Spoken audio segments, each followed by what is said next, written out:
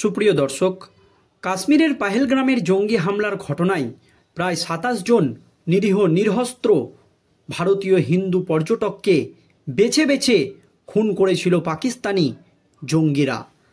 তারপর থেকেই ক্ষোভে ফুঁসছিল গোটা দেশ।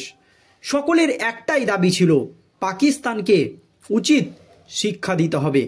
প্রধানমন্ত্রী নরেন্দ্র মোদী নিজের অবস্থান স্পষ্ট করে জানিয়ে দিয়েছিলেন, যারা এই জঙ্গিবাদকে মদদ দেয় এবং যারা এই ধরনের ঘটনা ঘটিয়েছে তাদেরকে কিছুতেই ছাড়া হবে না, তাদেরকে যোগ্য শাস্তি দেওয়া হবে। যদিও এই ঘটনার পর কূটনৈতিকভাবে কেন্দ্রের নরেন্দ্র মোদী সরকার পাকিস্তানের বিরুদ্ধে একাধিক কঠোর পদক্ষেপ নিয়েছিল। সিন্ধু নদীর জলবন্ধ থেকে শুরু করে পাকিস্তানের সঙ্গে সমস্ত রকম বাণিজ্যিক চুক্তি বন্ধ করে দিয়েছিল কেন্দ্রের নরেন্দ্র মোদী সরকার।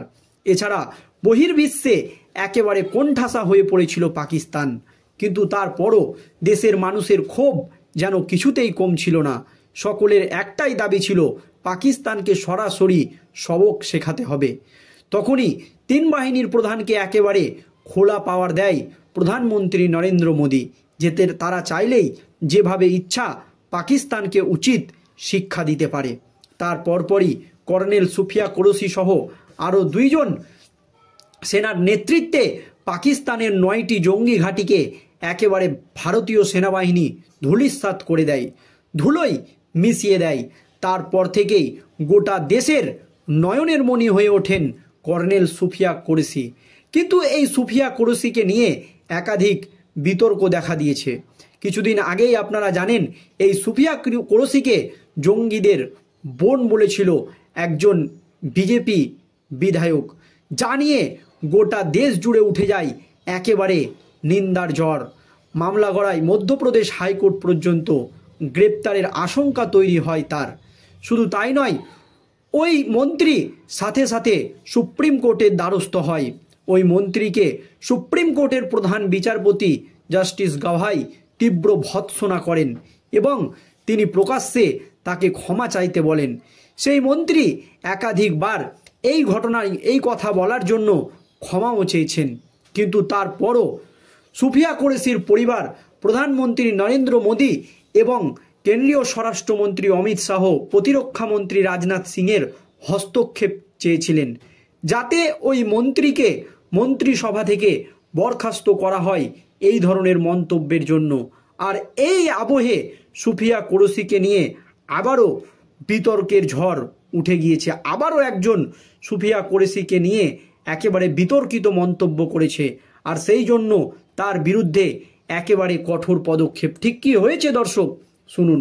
অপারেশন সিঁদুর নিয়ে করা মন্তব্যের জন্য গ্রেপ্তার হতে হলো এক অধ্যাপককে। অশোকা বিশ্ববিদ্যালয়ের পলিটিক্যাল সায়েন্স বিভাগের প্রধান অধ্যাপক আলী খান মাহমুদাবাদের বিরুদ্ধে অভিযোগ, সোশ্যাল মিডিয়ায় সেনাবাহিনী নির্মহিলা অফিসারদের নিয়ে অবমাননাকর মন্তব্য করেছেন তিনি এবং জাতিগত উত্তেজনা উস্কে দিয়েছেন। এই ঘটনায় প্রতিক্রিয়ায় জানিয়েছেন ইতিহাসবিদ ও লেখক রামচন্দ্র গুহ। তিনি এক্স হ্যান্ডেলে এই বিষয়টি পোস্ট করে লেখেন, মাদার অফ ডেমোক্রেসি, অর্থাৎ সাধারণ মানুষের গণতান্ত্রিক অধিকারের বিপন্নতার কথাই বলতে চেয়েছেন তিনি। এই ঘটনায় অশোকা বিশ্ববিদ্যালয় সোনেপথের ক্যাম্পাসের তরফেও এক বিবৃতি দিয়ে জানানো হয়েছে, আমাদের অধ্যাপক মাহমুদাবাদকে আজ সকালে পুলিশ গ্রেপ্তার করেছে। এই মন্তব্য করার জন্য আমরা বিষয়টি বিস্তারিত জানার চেষ্টা করছি এবং পুলিশ প্রশাসনের সঙ্গে তদন্তে পূর্ণ সহযোগিতা করব। সম্প্রতি অপারেশন সিঁদুর নিয়ে এক ফেসবুক পোস্টে অধ্যাপক মাহমুদাবাদ লেখেন, অনেক ডানপন্থী সমর্থক কর্নেল সুফিয়া কুরেশির প্রশংসা করেছেন। এটা ভালো, তবে তারা যদি এই রকম জোরালোভাবে গণপিটুনি, বুলডোজার অভিযান এবং ঘৃণার রাজনীতির শিকার মুসলিম নাগরিকদের রক্ষা করার দাবি তোলেন, তাহলে সেটাই হবে প্রকৃত দেশপ্রেম। পাশাপাশি তিনি আরও লেখেন, এই ধরনের জাতীয় ব্রিফিং শুধু বাহ্যিক শোভা বা অপট্রিক্স, যা আসলে দ্বিচারিতা ছাড়া কিছু না। তার এই মন্তব্যকে ঘিরেই বিতর্ক শুরু হয়। হরিয়ানা রাজ্য মহিলা কমিশন নিজে থেকেই বিষয়টির তদন্তে নেমে অধ্যাপক মাহমুদাবাদকে নোটিশ পাঠায়।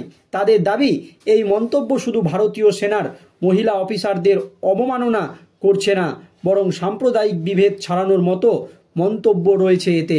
কমিশনের মতে তিনি যে ধরনের শব্দ ব্যবহার করেছেন তা সেনাবাহিনীর মহিলা সদস্যদের সম্মানহানি ঘটাতে পারে এবং সমাজে অশান্তি তৈরি করতে সক্ষম। তবে নিজের বক্তব্যের সপক্ষে অধ্যাপক মাহমুদাবাদ বলেন, আমার মন্তব্যে কোনো নারী বিদ্বেষ নেই। আমি বরং প্রশংসা করেছি যে একজন মুসলিম নারী অফিসারকে এমন গুরুত্বপূর্ণ ব্রিফিংয়ে সামিল করা হয়েছে। আমি শুধু বলতে চেয়েছি, এই অন্তর্ভুক্তির মানসিকতা যেন দেশের অন্যান্য মুসলিম নাগরিকদের প্রতিও দেখানো হয়। তিনি আরও বলেন, মহিলা কমিশনের পাঠানো নোটিশে আমার বক্তব্যের সম্পূর্ণ ভুল ব্যাখ্যা করা হয়েছে। আমার পোস্ট সম্পূর্ণ ভুলভাবে ব্যাখ্যা করা হয়েছে। একজন নাগরিক হিসাবে আমি সেনা ও সাধারণ মানুষের জীবন রক্ষার দিকেই জোর দিয়েছি। 7ই মে রাতে ভারতীয় সশস্ত্র বাহিনী পাকিস্তান অধিকৃত কাশ্মীরে জঙ্গি ঘাঁটিগুলির বিরুদ্ধে বড়সড় হামলা চালিয়ে সফল হয়েছে ভারত। এই অভিযানের পর সংবাদ মাধ্যমের মুখোমুখি হন সেনা কর্নেল সুফিয়া কুরেশি ও সেনাবাহিনীর উইং কমান্ডো রুমিকা সিং। তাদের সঙ্গে ছিলেন ভারতের বিদেশ সচিব বিক্রম মিশ্র। এই মহিলা অফিসারের উপস্থিতি ছিল ভারতীয় সেনাবাহিনীর এক গুরুত্বপূর্ণ পদক্ষেপ। তবে এই নিয়ে চর্চা শুরু হয় দেশ জুড়ে, বয়ে যায় প্রশংসার ঝড়। আর এবার এই নিয়ে বিতর্কের জেরে গ্রেপ্তার হলেন একজন অধ্যাপক। আর এই সুফিয়া কুরেশিকে নিয়ে কিছুদিন আগেই বিতর্কিত মন্তব্য করেছিলেন মধ্যপ্রদেশের একজন হেভিওয়েট মন্ত্রী। তাকে গ্রেপ্তার করা হবে এমনই কিন্তু একটা আশঙ্কা তৈরি হয়েছিল। এই আবহে সুফিয়া কুরেশির পরিবার প্রধানমন্ত্রী নরেন্দ্র মোদী, কেন্দ্রীয় স্বরাষ্ট্রমন্ত্রী অমিত শাহ এবং প্রতিরক্ষা মন্ত্রী রাজনাথ সিংয়ের দ্বারস্থ হয়েছিলেন, যাতে তাদের হস্তক্ষেপে ওই মন্ত্রীকে দ্রুত মন্ত্রিসভা থেকে বরখাস্ত করা হয়, এমনটাই কিন্তু দাবি জানানো হয়েছে। তবে এই বিষয় নিয়ে কেন্দ্রীয় সরকার কি পদক্ষেপ নিয়েছে তা কিন্তু এখনও প্রকাশ্যে আসেনি। তবে ওই মন্ত্রীর অপসারণ চেয়েছে গোটা দেশের বিরোধী দলগুলো। আর এই আবহে আবারও সুফিয়া কুরেশিকে নিয়ে বিতর্কিত মন্তব্য করার জন্য গ্রেপ্তার হলো এক অধ্যাপক। অপারেশন সিন্ধুর নিয়ে করা মন্তব্যের জন্যই গ্রেপ্তার হতে হলো ওই অধ্যাপককে। অশোকা বিশ্ববিদ্যালয়ের পলিটিক্যাল সায়েন্স বিভাগের প্রধান অধ্যাপক আলী খান মাহমুদাবাদের বিরুদ্ধে অভিযোগ, সোশ্যাল মিডিয়ায় সেনাবাহিনী মহিলা অফিসারদের নিয়ে অবমাননাকর মন্তব্য করেছেন তিনি এবং জাতিগত উত্তেজনা উস্কে দিয়েছেন। আর সেই জন্যই তাকে গ্রেপ্তার করা হয়েছে। দর্শক, এই নিয়ে আপনাদের মতামত জানাবেন। ধন্যবাদ।